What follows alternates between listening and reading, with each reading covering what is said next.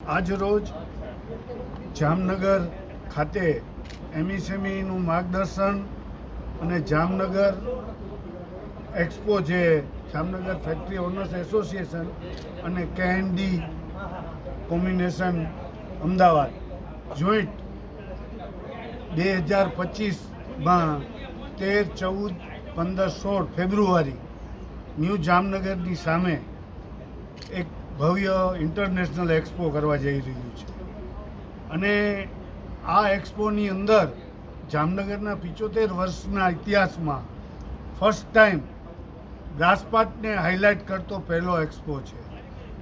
એટલે અંદાજે 250 જેવા સ્ટોલ હશે અને 30 દેશોના પ્રતિનિધિઓ આ સ્ટોલની મુલાકાત લેશે એવી અમને પૂરી ખાતરી છે.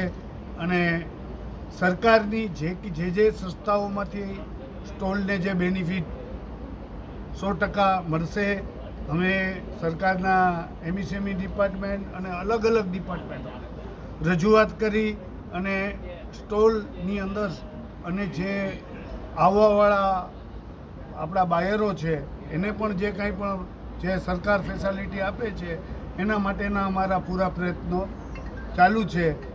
અને અમારી પૂરી ટીમ, મારા સર્વ હોદ્દેદારો અને ચેરમેન રાજુભાઈ, વાઇસ ચેરમેન અશોકભાઈ બધા સાથે મળી અને હજી આપણી પાસે લગભગ 8 મહિના જેવો ટાઈમ છે.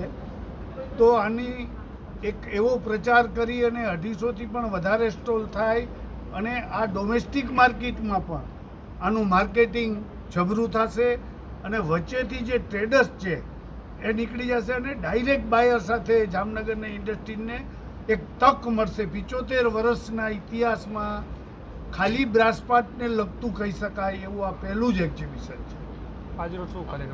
આજનો આ અમારો કાર્યક્રમ હતો કે લોન્ચિંગ, કે ભાઈ આજથી અમે આને લોન્ચિંગ કરીએ છીએ અને બુકિંગ અને એમએસએમઈના જે પણ બેનિફિટો ઇન્ડસ્ટ્રીને મળે એના માટેનો સેમિનાર બંને અમે સાથે રાખેલો હતો.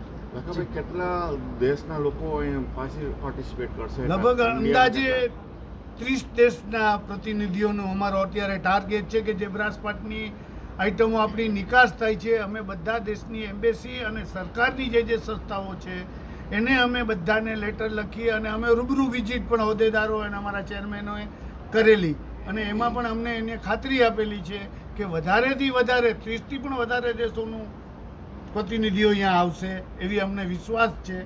અને આજનો કાર્યક્રમ અમને જોતાં એવું લાગે છે કે અમારા 250 સ્ટોલો પણ નાના પડશે આવું લાગે છે. અને આને ભવ્યથી ભવ્ય બનાવવા માટે અમારે પૂરી ઇન્ડસ્ટ્રી જ અમારી સાથે છે અને આ ફર્સ્ટ ટાઈમ થઈ રહ્યું છે એટલે બધાને આનો એક ઉત્સાહ છે.